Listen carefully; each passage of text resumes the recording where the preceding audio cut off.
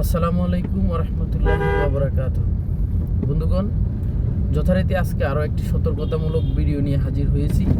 আজকে সতর্কতা হচ্ছে প্রাইভেট কার চালকদের জন্য, যারা সেলফ ড্রাইভ করেন নিজের গাড়ি কিংবা যারা উবার পাঠাও চালান, সবার জন্য আজকের এই সতর্কতামূলক ভিডিও।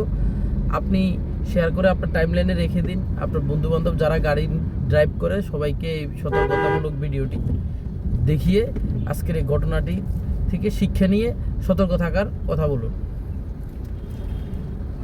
গত কয়েকদিন আগের ঘটনা, যাত্রাবাড়িতে একটি প্রাইভেট কার চালক থামিয়ে সিএনজি পাম্পে সিএনজি নিয়েছে।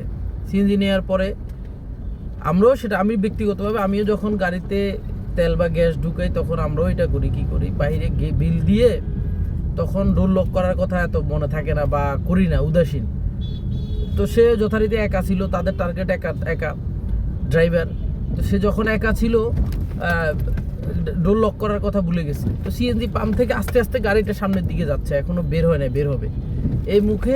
তাকে গাড়িতে হঠাৎ করে দুপাশ থেকে সামনে একজন পিছনে দুজন, মোট তিনজন সন্ত্রাসী স্টাইলে তার গাড়িতে উঠে তাকে অস্ত্রের মুখে জিম্মি করে ফেলে।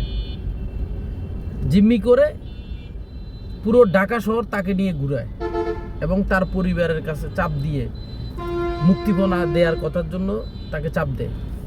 পরবর্তীতে তাদের নির্যাতন সহ্য করতে না পারে, সে ছিল একজন উবার চালক, তার পরিবারের কাছ থেকে বিভিন্ন ধারের মাধ্যমে তাকে 50,000 টাকা মুক্তিপণ দিয়ে তারপরে তাকে ছেড়ে দেওয়া হয়।